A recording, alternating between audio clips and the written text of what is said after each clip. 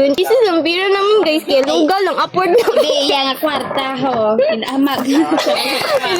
yung sa sobrang hirap ni nilibilin ang kanyang pira ginataliki na guys.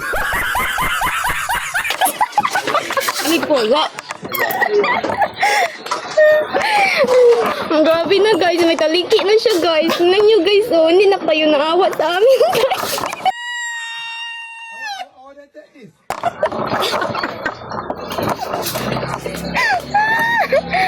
Ayun siya guys.